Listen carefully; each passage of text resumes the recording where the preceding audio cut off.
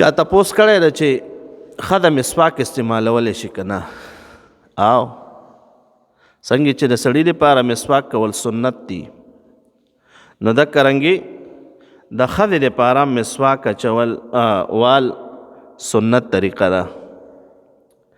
د جناب نبی کریم صلی الله علیه وسلم مبارک نه په احادیث مبارکو کې دا ثابت دي چې ام المؤمنین سید عائشہ صدیقہ رضی اللہ تعالی عنہ مبارک بخلیق مبارک کی والو مسواک شریف او د هغې نه پس په جناب نبی کریم صلی الله علیه وسلم مبارک ته ورکو، بیا پیغمبر علیه السلام مبارک په خپل مبارک خلی کی والو. نو لہذا دا خو بل طرف ته اشاره نه چې د پیغمبر علیه السلام مبارک د ام المؤمنین حضرت عائشی صدیقی رضی اللہ تعالی عنہ سره د محبت اظهارو، نو هغې به مبارک خلی کې ووالو او بیا به پیغمبر علیه السلام مبارک لورکو. نو لہذا څنګه چې سړی مسواک استعمالولی شي دکه رنګې ښځه مسواک استعمالولی شي. او د مسواک ګوره ډېرې لویې فایدې دي.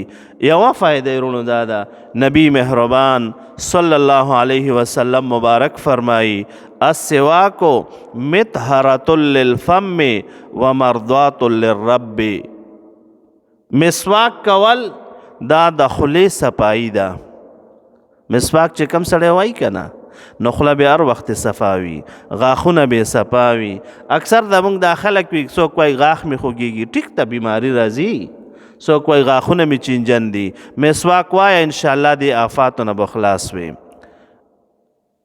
او بل دا چې کم سړی یا کمه ښځه مسواک وایي، نو دا د خدای پاک جل شانه د رضا سبب ده مسواک وال. او فائدې نورې اویا فائدې علماء کرامو لیکلی دي. یوه پکې بله فایده دا ده چې کم سړی مسواک وایي یا کمه ښځه مسواک وایي، نو دې ته به په آخر وخت کې کلمه شهادت را یادېږي، او چې کله وفات کیږي نو کلمه شهادت په خولې باندې جاری کیږي. نو دا څومره لوی فایدې دي. بل چا سوال کړی ده، وایي یوه ښځه د خاوند سره هر وخت جنګونه کوي. پیر ذوالفقار نقشبندي صاحب دامت برکاتو هم هغوی نه چا تپوس کړی و، وی صاحب کور کې مو داسې حالات دي چې هر وخت په جنګونو یو. نه خاوند له دا پکار دی رونو چې کور ته لاړ شي سلام اچوه. په ښځې چې سلام اچوي نو هغه د جنګ کور نه به د خوشحالۍ کور جوړیږي.